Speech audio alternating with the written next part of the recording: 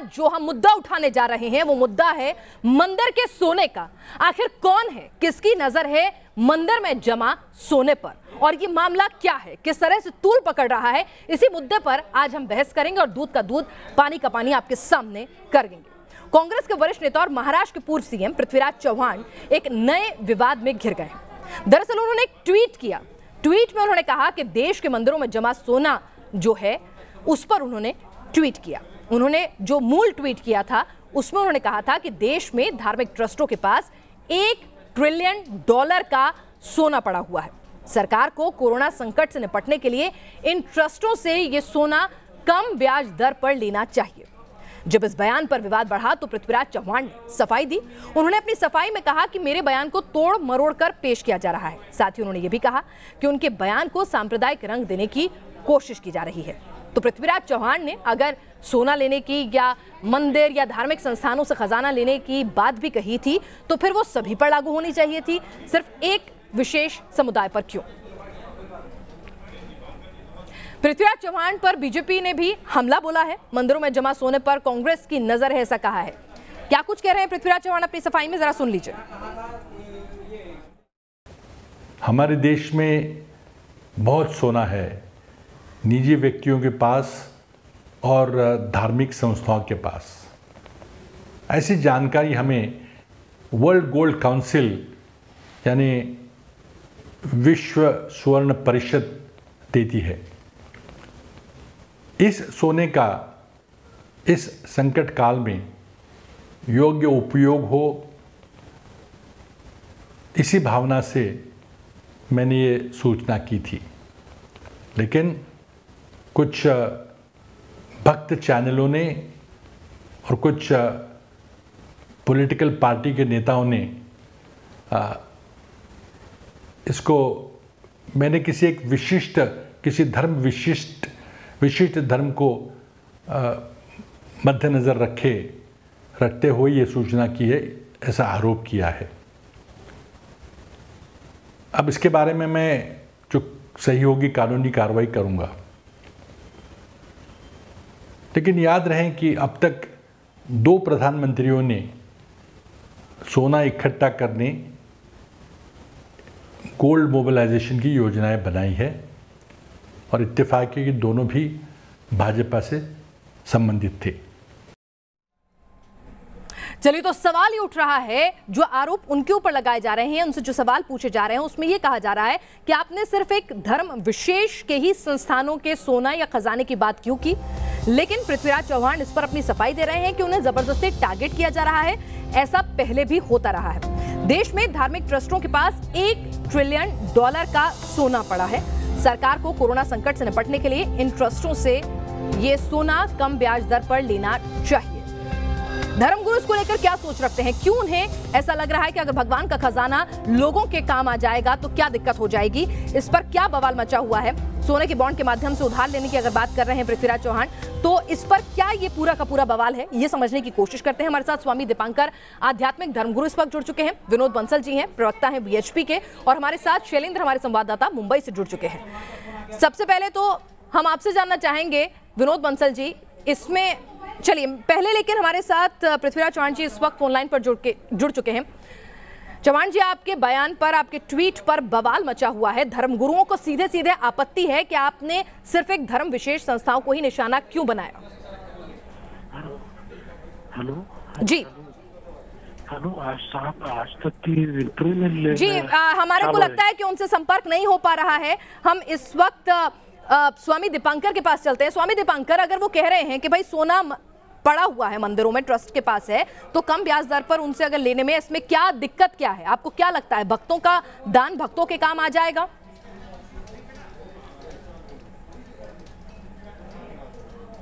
भक्तों के काम आए या इसमें हमें कोई द्वेष भावना नहीं है या कोई तकलीफ नहीं है।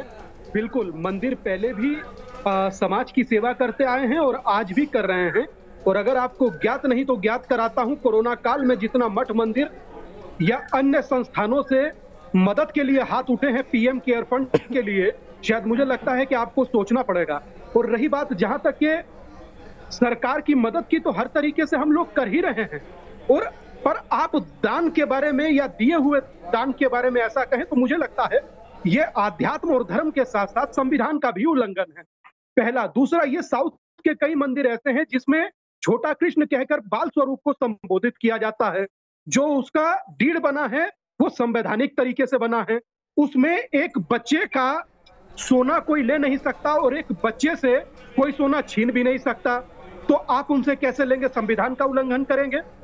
और दान दिए पर, पैसे पर देवता का हक होता है आदरणीय, सरकारों का नहीं होता।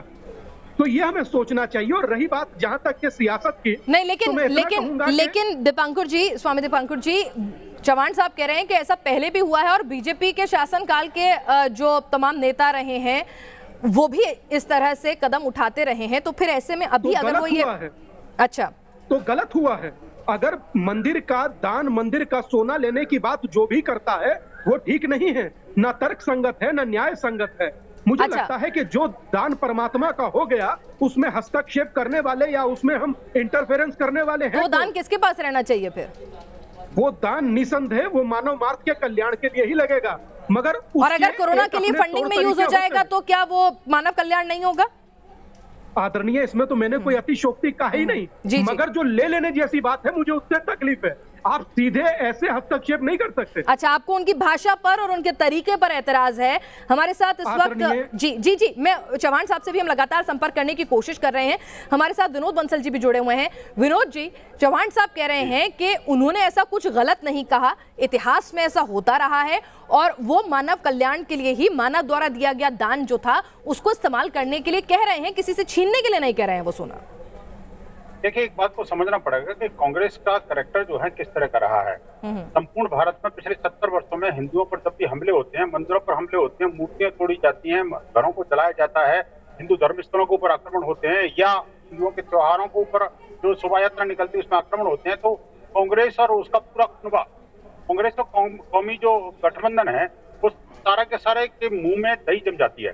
कोई नहीं बोलता कि मंदिरों की अव्यवस्था क्यों हो रही है।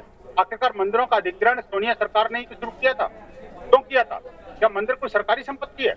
एक तरफ सेकुलरिज्म की ढकोसला पीटते हो और दूसरी तरफ कहते हो नहीं, मंदिर का मैनेजमेंट भी हम देखेंगे, मंदिर के पैसे को भी हम यूज करेंगे और मंदिर के मैनेजमेंट में ईसाइयों को भी बैठाएंगे, मुसलमानों को भी बैठाएंगे और मंदिर के पैसे को ईसाई मुसलमानों को खर्च करेंगे। भाई क्यों? तो आपको लग रहा है कि सिर्फ मंदिरों को टारगेट किया जा रहा है, मस्जिदों से और बाकी दूसरे धार्मिक संस्थानों से दान पुण्य की और इस तरह की अपील नहीं की जाती है?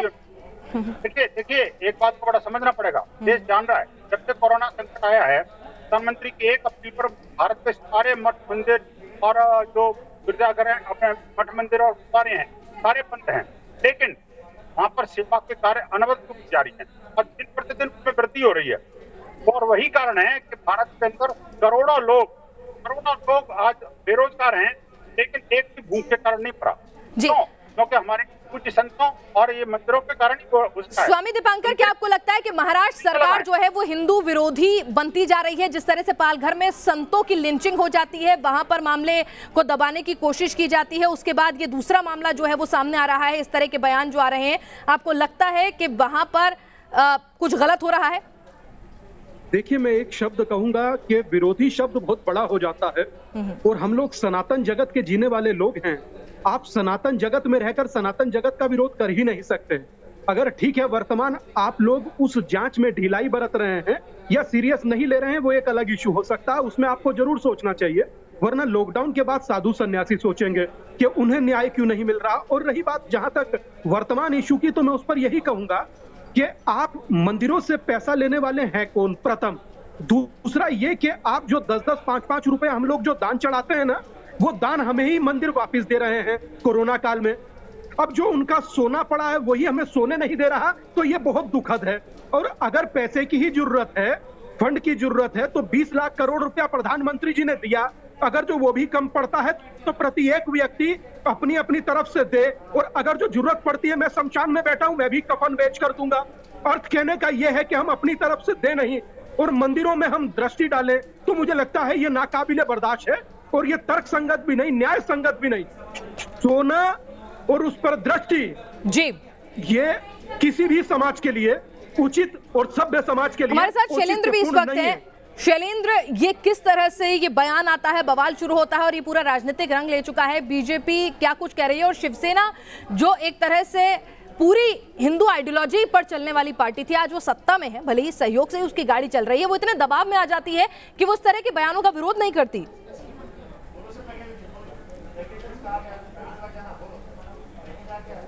देखिए, सरकार बनाने के लिए सत्ता है। कहा जाता है कि राजनीति में कोई परमानेंट दोस्त नहीं होता, कोई परमानेंट दुश्मन नहीं होता, और वही स्थिति जो है कुछ शिवसेना की बनी हुई है, क्योंकि शिवसेना ने एनसीपी और कांग्रेस की गठबंधन के साथ सरकार बनाया हुआ। पुराने जो दोस्त बीजेपी के साथी थे उनसे वो अलग हो गई है। अब बात करें अगर सोने की डिमांड को लेकर, तो साफ तौर पर जो पूर्व मुख्यमंत्री पृथ्वीराज चौहान, उनका साफ तौर पर उन्होंने कहा था कि जो धार्मिक ट्रस्ट हैं उनसे सोने लिए जाए, क्योंकि उनके पास सोने बहुत अधिक मात्रा में है। और ऐसे पेंडेमिक सिचुएशन में इसके पहले भी कई बार प्रधानमंत्रियों ने सोना संग्रह का काम किया है, तो ऐसे में फिर से अगर जरूरत पड़े तो सोना संग्रह किया जाए। और उन्होंने साफ तौर पर कहा है कि उनका कोई उद्देश्य किसी एक विशेष धर्म को टारगेट करना नहीं था, यह उन पर सरासर गलत आरोप लगाए जा रहे हैं। इसके अलावा उन्होंने धमकी दी है कि जो भी इस मामले में शामिल होगा, जो भी इसे गलत तरीके से पेश करने की कोशिश कर या कर चुका है, उसके खिलाफ कानूनी ऑप्शन जो है उनके पास खुले हुए हैं, लिहाजा वो कानूनी दावपेच भी अपनाएंगे। और साफ तौर पर उनका कहना था कि किसी तरह के किसी एक विशेष जात या किसी एक विशेष के धर्म को उन्होंने टारगेट करने की कोशिश नहीं की, क्योंकि पहले भी प्रधानमंत्री ये चीज करते आए, तो उनका यह एक सिर्फ सुझाव था और उस सुझाव के लिए इस तरह से गलत तरीके से इसे पेश किया जा रहा है जो असामाजिक तत्व है। चलिए, पर आपने ऐसा सुझाव दिया ही क्यों? क्या आप सुर्खियां बटोरना चाहते थे, क्या आप टोह ले रहे थे? और आप इस तरह का सुझाव जो है किस तरह से आप दे देते हैं, तो उसके बाद अभी भी आप अपनी बात पे कायम हैं, तो इन तमाम पहलुओं पर लगातार हम चर्चा कर रहे हैं। पृथ्वीराज चौहान पर बीजेपी ने इस बीच हमला साध दिया है। मंदिरों में जमा सोने पर कांग्रेस की नजर है, ऐसा कह रहे हैं बीजेपी नेता राम कदम। सिर्फ मंदिरों में जमा सोने की बात ही क्यों की जा रही है, ये उनका सवाल है कि सिर्फ और सिर्फ आप मंदिरों को ही टारगेट क्यों कर रहे हैं, बाकी धार्मिक संस्थानों के फंड्स पर क्यों नहीं आप इस तरह की सलाह मशवरा देते? कांग्रेस के नेताओं का ध्यान अब देश के मंदिरों के सोने पर है। ये वही कांग्रेस के नेता हैं जिन्होंने प्रधानमंत्री जी से 21 लाख करोड़ के पैकेज की मांग की थी। अब 20 लाख करोड़ का पैकेज स्वयं प्रधानमंत्री जी दे चुके हैं, तो क्या ये नेता अपने सारे दल के कार्यकर्ताओं से, अपने हाईकमान से बात करके यदि 1 लाख करोड़ जुटा दे तो उनके मन के मुताबिक 21 लाख करोड़ का पैकेज हो जाएगा? फिर मंदिरों के सोने को हाथ लगाने का विषय ही नहीं आता। और यदि मंदिरों का सोना लेना है तो सभी अलग अलग जो धर्मस्थल है, सभी का उसमें एक साथ योगदान हो, सभी का अपना समर्पण हो। इस प्रकार की एकता की बात कांग्रेस के नेता क्यों नहीं करते? देश सभी का है। इस सबके बीच आपको बता दें, मामला जो है राजनीतिक रंग ले रहा है। चौहान कह रहे हैं कि उनकी बातों को गलत तरीके से तोड़ मरोड़ कर एक विशेष रंग देने की कोशिश की गई है, वो कानूनी रास्ता अख्तियार करेंगे उन लोगों के खिलाफ। लेकिन इस सबके बीच में अगर बात करें तो कोरोना के संकट काल में, इस मंदी के दौर में, लॉकडाउन के चलते देश के मंदिरों में भी पैसे की किल्लत होने लगी है, उन्हें अपनी एफडीज तोड़वानी पड़ रही है।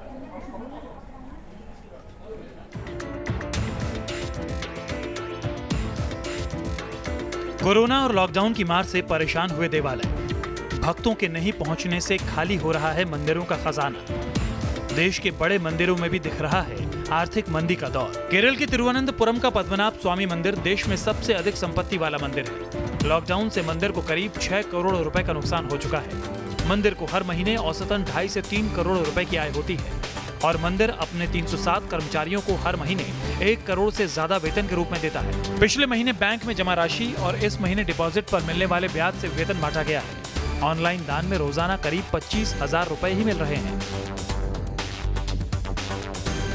हालात शिरडी साईं संस्थान के भी मंद है। शिरडी के साईं बाबा मंदिर ट्रस्ट की सालाना आय करीब 700 करोड़ रुपए है। बीते 2 महीने में करीब 2.5 करोड़ रुपए ऑनलाइन डोनेशन मिला है, जबकि दान पेटी में इस दौरान करीब 100 करोड़ रुपए का दान ही आया। लेकिन इसके बावजूद मंदिर के 6,000 कर्मचारियों को अप्रैल का वेतन देने के लिए एफडी तोड़वानी पड़ी। मंदिर के पास करीब 2500 करोड़ रुपए की एफडी है। लॉकडाउन खत्म होने पर दर्शनार्थियों की संख्या को 1/3 किया जाएगा ताकि सोशल डिस्टेंसिंग बरकरार रहे।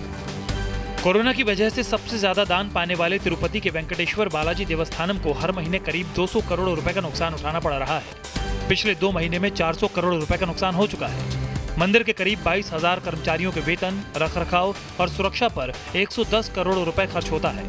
समिति के अनुसार मई का वेतन तो दिया जा चुका है, लेकिन जून से नए स्रोत तलाशने होंगे, क्योंकि मंदिर के फिक्स डिपॉजिट और जमा सोने का इस्तेमाल परंपरा के विरुद्ध होगा।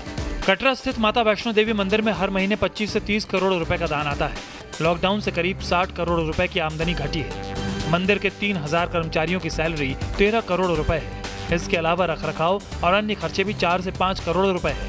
श्राइन बोर्ड 2 महीने से वेतन और खर्चों को जमा राशि से ही दे रहा है, लेकिन अब नकदी न होने से मुश्किल आ सकती है। श्राइन बोर्ड की अन्य आवक भी घटी है, इसलिए ऑनलाइन दान प्रसाद के विकल्प आजमाए जाएंगे। सिद्धिविनायक मंदिर में ऑनलाइन दान का विकल्प होने के बावजूद नकदी का संकट खड़ा हुआ है। मुंबई के सिद्धिविनायक मंदिर में बीते 2 महीने में दान 90% तक घटा है। मंदिर की वेबसाइट पर मौजूद आंकड़ों और बीते सालों की बैलेंस शीट के हिसाब से मंदिर में करीब 150 कर्मचारी हैं। उनका वेतन और रखरखाव समेत करीब 6 से 7 करोड़ रुपए का मासिक खर्च है। मंदिर की सालाना आय 410 करोड़ रुपए के करीब है। इस हिसाब से औसतन 21 से 22 लाख श्रद्धालु मंदिर नहीं आए और मंदिर को करीब 60 से 65 करोड़ रुपए का दान नहीं मिल सका। Team news nation. और इस सब के बीच में आपको ये भी बता दें कि बीजेपी हमलावर हो गई है। संबित पात्रा अगर कांग्रेस की सरकारों की तुलना मुगलों से कर रहे हैं, तो वहीं किरीट सोमैया जो हैं बीजेपी के नेता, वो पूछ रहे हैं कि क्या उनकी इस डिमांड का, जो पृथ्वीराज चव्हाण ने ये ट्वीट कर डिमांड रखी थी मंदिरों के सोने को लेने को लेकर, तो क्या इसका समर्थन सोनिया गांधी और कांग्रेस के दूसरे मुख्यमंत्री करेंगे? तो ये सीधे सीधे अब मामला जो है सियासी रंग लेता जा रहा है। इस पर कांग्रेस आलाकमान क्या कुछ कहती है, इस पर सबकी नजरें टिकी रहेंगी। स्वामी दीपांकर आपका और विनोद बंसल जी आपका इस चर्चा में शामिल होने के लिए बहुत बहुत शुक्रिया। शैलेंद्र, आप नजर बनाए रखिए, क्योंकि मामला मंदिर, सोने, धर्म से जुड़ा है, तो सियासत दूर तलक जाएगी।